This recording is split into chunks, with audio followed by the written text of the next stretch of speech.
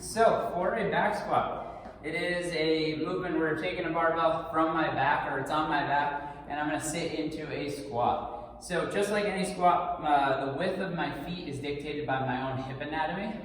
Some people can squat fairly narrow if you have good ankle mobility. Some go wider if you have better hip mobility and maybe not as much ankle mobility.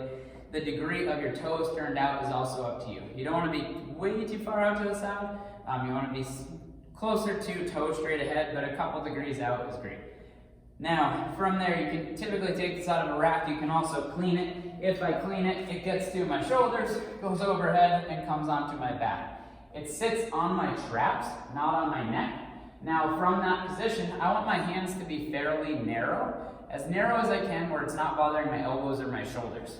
Now, from there, what I'm going to do is I'm going to pull my elbows gently forward, and that helps keep them in line, and as I pull them down, that engages my lats.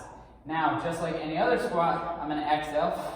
I'm going to take my inhale, fill my belly, and hold that breath through the range of motion. So it's an exhale, inhale. I'm going to send my hips back as my chest comes forward, and then sink to the bottom of my squat, drive right back up. Belly's nice and braced, take my inhale. Hips go back. As I lower, chest stays up, but it is coming forward in order for my hips to go backwards. Elbows are staying pulled forward as I sit to the bottom.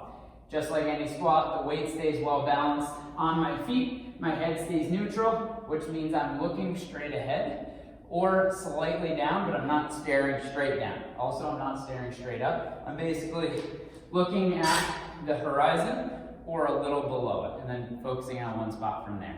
Belly stays braced. I'm going to lower down. I'm going to be mindful of not letting my knees collapse in, and I'm going to drive the floor back down to the ground, and that helps me stand. That's a back squat.